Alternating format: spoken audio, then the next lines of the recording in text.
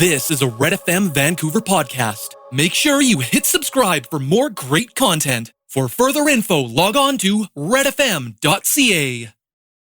Professor Tom Davidoff program ਦੇ ਅਗਲੇ ਹਿੱਸੇ 'ਚ ਗੱਲਬਾਤ ਕਰਨਗੇ, ਜਿਹੜੇ UBC centre for urban economics ਦੇ ਡਾਇਰੈਕਟਰ ਹਨ। ਰੀਅਲ ਸਟੇਟ ਮਾਰਕੀਟ ਕਿੱਧਰ ਨੂੰ ਜਾ ਰਹੀ ਹੈ ਔਰ COVID-19 ਤਾਂ ਕੋਈ ਇਸ 'ਤੇ ਅਸਰ ਪਿਆ ਜਾਂ ਨਹੀਂ, ਇਹਦੇ ਲਈ ਵੱਖ-ਵੱਖ ਓਪੀਨੀਅਨਸ ਹਨ, ਪਰ ਟੌਮ ਡੇਵਿਡੋਫ ਦੀ ਐਕਸਪਰਟ ਓਪੀਨੀਅਨ ਕੀ ਹੈ? Mr. Davidoff, good morning. Good morning. Thank you so much for having me. Thank you. So, COVID-19 has affected real estate market or not? You know, maybe a bit, but not in the way we would have expected. The year started off, February was very hot. It looked like it was going to be a great spring season for home sales, prices rising, I think in almost every segment. And then COVID hit, and of course sales slowed down as you would have expected. Many people out of work on government benefits. It seemed like we were into a market decline. And then sometime, I guess, April, May, sometime, the market just turned around so sharply. And now you're hearing about multiple offers in just about every property segment. Maybe the super luxury hasn't recovered, but it's been very surprising. One thing people say is, with the need to be shut down, you're seeing a lot of home improvement projects. People need space. Maybe kids are moving out of parents' basements, what have you. But you're seeing it not just here in Vancouver, but throughout Canada and the US as well. To our surprise, here in Surrey also, the market hasn't slowed down. But how are Canadians managing to pay for their mortgages? Is it CERB, C-E-R-B? Well, that's a really great question. I mean, I think there's a few issues. One is, I think the people who've been hardest hit by the COVID shutdown are probably not homeowners generally, because it's unfortunately lower wage service jobs that are most adversely impacted, as far as I understand. And so that may be some of the reason housing's been okay. Another issue is there's a lot of mortgage forbearance. There could be hidden problems. Lenders are letting borrowers defer payments. It's not that big of a deal if we rebound eventually, because, of course, home values are much greater and people will eventually be able to refinance their way out of the problem. But debt is accumulating, and I think there are a lot of homeowners not making payments, and probably landlords as well, but we don't see it because the banks are allowing it. And why do you think the CMHC is pleading to the banks not to approve high-risk mortgages? Yes, well, that's quite interesting. Obviously, CMHC insures a lot of mortgages, and they're insisting on stricter standards. They're letting other lenders go to the private mortgage insurers and continue to make the same risk loans they were before. I think CMHC, and particularly its leader, Evan Siddall, is somebody who worries a lot about excessive debt fueling high prices that become unaffordable when the downturn happens. Should the CERB benefits get weakened? Should we be into a prolonged recession? It's hard to believe you wouldn't have some kind of cataclysm in the housing market. So I think he's cautious and thinking about the worst state, which is what an insurance provider ought to do. Some people are still hopeful that the price will drop. Do you think they're living in a pipe dream? One more time. I'm sorry. I got a notification on my phone there. So many people are still thinking that price will drop and we will have more affordability. I see what you're saying, yeah. Is it a pipe dream? Well, I think it looks like the state of the world in which prices plummet is the one in which COVID continues to be a problem for, several to many more months because vaccine is delayed. And should that happen, I think the world where prices drop is a world where you'd be lucky to have the income to support a payment, because I think we'll all be in a lot of trouble. So I think that's certainly a possibility that the recession drags out. If you had asked me, and I think some people did ask me 6 months ago, if you have this drag out for many, many months, is it going to be a big problem for the housing market? I would have said absolutely yes. I think I'm as surprised as most people by the resilience of the housing market so far, and I'm most interested to see how it plays out. Mm-hmm. And also, Dr. Davidoff, we are hearing that Canadian Taxpayers Federation is running a petition here, and that petition says that the Liberal government is planning to tax the revenue from the prime residence of a person, and they call it equity tax. So do you think the equity tax is a reality, or why CMHC is spending 200,000 plus on the survey? Because taxing the revenue from the principal residence will be real drastic.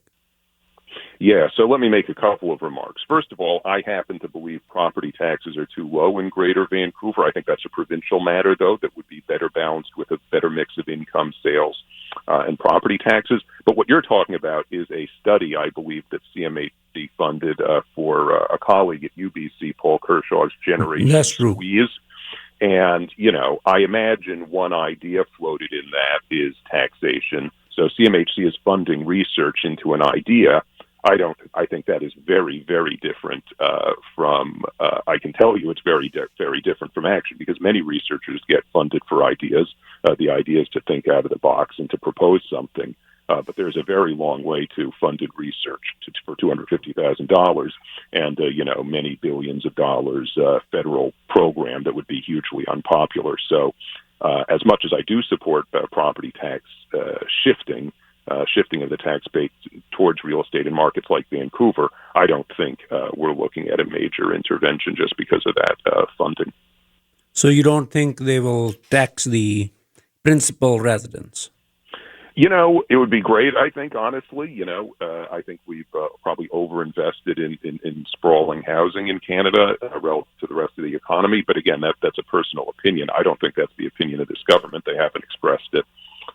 And given the recession we're in, to announce a major new form of taxation would be very surprising. You know, should they get a new mandate, a booming economy, maybe then they get creative. But I don't think anybody needs to worry about their income tax going up through a tax on equity tomorrow by any means. How do you see the real estate market here in Metro Vancouver in next 3 months, by Christmas, let's say? How do you see that market will go down if we have a second phase? Do you think it'll impact the market? Well, I did before. You know, if you would, as I say, if you had told me in March that as of mid-August we'll still be stuck in COVID with no clear way out, I would have, and many people having lost their job, I would have said that would have been bad for the housing market. In fact, it has not been too bad for the housing market. Maybe we'd be a bit ahead of where we are without COVID. But so far, the impact hasn't been there. I continue to believe that recessions are bad for housing markets. This one, I guess you've got a recession mixed with a disease that makes people want to have more housing, so they're kind of mixed effects. But I think the longer this drags out, it's just hard to believe that's good for the housing market. So you think that the real estate industry is resistant to any kind of disease or any kind of recession? Well, I guess it depends on the kind of disease. If you had a kind of disease where you have to be outside or else you die, then I guess, you know, that would be bad for the housing market. But when it's a disease where you just, you know, need a little bit more space and you're stuck inside a home, I think that has fed demand for household formation and for bigger homes. Well, like you said, that we have multiple offers. The houses are selling like hotcakes in Surrey. Most of the buyers are Canadian buyers. I mean, do you think that 20% foreign buyers tax is relevant anymore? Well, I think it had an impact for a moment. I think it was concentrated at the highest end of the market. I think if you released it now, I don't know how much effect it would have, because I don't think there's a lot of mobility of anything out of countries these days. I think, you know, it does have an impact for foreign buyer tax, but I don't think that has anything to do with the current market. You're seeing it in the U.S. as well, in all kinds of markets that are overwhelmingly domestic. I think this demand for space because of COVID is real. There's also a bit of an issue probably for Surrey, which is where within the greater Vancouver region, Surrey is, of course, quite expensive, but it's cheaper land than Vancouver. So the demand for more space makes Surrey relatively attractive because people aren't commuting that much. Mm-hmm. Anything you'd like to say in closing?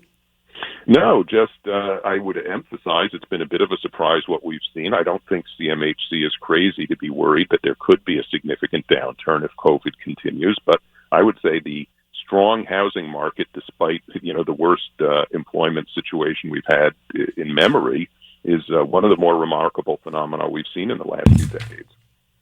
I really appreciate that, Mr. Davidoff, and speak to you again. Thank you so much for your time. Thank you. Thank you for listening to another Red FM podcast. Don't forget to hit subscribe and check out our Red FM Canada YouTube channel. For further info, log on to our Red FM social media platforms or visit redfm.ca.